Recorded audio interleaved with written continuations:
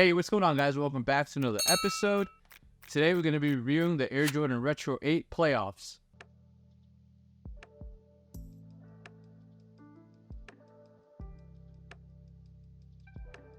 Now, super excited to have this shoe for a couple of reasons. One, because the Air Jordan 8s are probably one of my favorite Jordan Retros. And two, because this colorway has escaped me twice since its last couple of releases. So I was actually excited to see that these were actually coming out again this year. So aside from its initial OG release, these have released a couple of other times. So the first release was back in 2007. And I actually had a chance to buy these. I was in high school at the time. And I actually passed up on these to get a pair of Jordan Spizlikes, which were like a black, baby blue, and pink colorway. Just to me at that time, that's kind of the shoe that I thought was cool. I did still think these were cool, but I preferred those over these. And then a few years later, I was definitely regretting it because I definitely would have loved to have these in the collection. And then these did release again back in 2013 or 16. I can't exactly remember what year. If you do know, let me know in the comment box below. But I think at that time, I was also on a casual sneaker kick, if I'm not mistaken. And I'm pretty sure that's why I ended up passing up on these. But I was glad to see that these actually were coming out again this year, and true to the original OG form. The last two releases actually had a couple of differences, which I'll get into in a few minutes here. But just excited to have these a little bit early as well. There have been two Nike sneaker shock drops. The first one I wasn't successful, but the second one I definitely was. And these actually shipped out pretty quick. I got them in 2 days after I placed my order. So that is definitely a good thing as well, just in time before the release to give you guys a look at this shoe. But the Air Jordan 8 definitely has a lot of cool things that I personally love about it.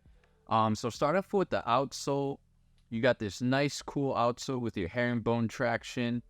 You got this nice cool pattern in the middle here, which is one of my favorite things as well. You got your hits of red on the back and at the top of the shoe. Hits of blue as well, and then your Jumpman is a nice yellow colorway. Just a lot of different colors on the outsole, which I absolutely love. The midsole and the midsole panel are probably one of my favorite things on this shoe. So you got your all black midsole here, and this year's pair actually has like a sparkle to it. As you can see, once you get close to the shoe, it has a glittery effect, which I believe is closer to the OG pair. So the previous two releases actually had like a dark gray midsole, whereas this black midsole is actually more true to the OG pair. The midsole panel, again, one of my favorite things, which is in a white with a red and black design. Just an overall cool look to the shoe. And I believe this playoff pair's side panel is a little bit different than the standard Air Jordan 8 releases. Those have a little bit more of a wave design, and this one here is just a different design overall, which I think is a nice touch to the shoe as well. As we get onto the upper here, we got a couple of different materials. We got this nice soft nubuck material, which is what's mostly on the shoe, that leads onto the straps, the strap panels, and towards the back of the shoe with the ridges. Then you have this other material here, which is like a nubuck as well, but it almost has like a cracked leather feel to it. And I'm not sure if this is actually true to the OG or not. If you have an OG pair, let me know in the comment box below. But it kind of gives it like a contrast look to it, which I'm not mad about. It kind of gives it a little bit more of a premium feel versus if the shoe would have been the same entire nubuck material all around. I can't say for sure which one I would have liked, but I definitely think that the cracked leather feel gives it a nice look overall. You have your perforations on the side of the shoe as well. You got your Air Jordan branding on the back of the straps, one of my favorite things on the shoe. And then the 23 on the top strap in white outlined in red, probably my favorite feature of the shoe. I think it just looks really cool. And then the overall font and design of the shoe is definitely a nice addition as well. One of my other favorite features on the Air Jordan 8 is the tongue tag logo. You got your red Jumpman swoosh, and then it's in the circle pattern in this chenille material. Just an overall great looking logo in my opinion on the top of the tongue, and give it a little bit of a pop as well with the chenille material. Looking at the back of the shoe here, nothing crazy going on. You just have like these ridges going all around the back. And that again is in that smooth nubuck material. And then you can see the little bit of leftover like Velcro patterning that the straps connect to on the side. You have your red pull tab. And then again, this is true to the OG pair as well. This red pull tab, the last two releases, if I'm not mistaken, had a black pull tab. And so the red one, definitely a nice touch to it. Gives a little bit more of a pop on an all black shoe. And I love that they stuck to the OG colorway as well. On the inside, you got this cool pattern going all around the inside. And this is specific to the Jordan 8 playoffs. Most of the other Air Jordan 8s just have a standard black sock liner, nothing crazy. But I love that the playoff does have a few touches to it that are specific to this colorway. On the medial side, not much going on. Just your standard black midsole.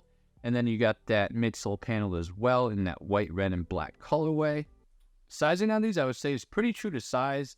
I have the Aqua 8s, and I have these both in the size 10.5, and they fit pretty well. I don't have any complaints on the overall width of the shoe. They fit pretty good. Maybe if you do have a wider foot, I would suggest maybe going up half a size, just because on the toe box it is a little bit more narrow. But if not, true to size, I definitely think would be a way to go on these. And these actually released this upcoming Saturday, September 30th, for retail of $210. And I actually don't think these are going to be selling out. So if you're interested in buying a pair, I don't think you should have any problem getting a pair as long as you put a little bit of effort into it. But I honestly think these might sit and possibly drop under retail. I could be wrong. It's been a while since an OG color pair of 8s has come out. So, you know, people might be excited for these, or they may not be. The sneaker market's been a little bit weird last couple of years or so, but we'll see how these do once they release this upcoming Saturday.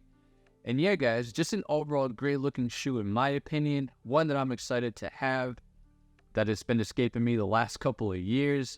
Kind of wish I didn't pass up on it back in 2007, but it is what it is. Now I have it in hand and truer to the OG form than the last couple of releases.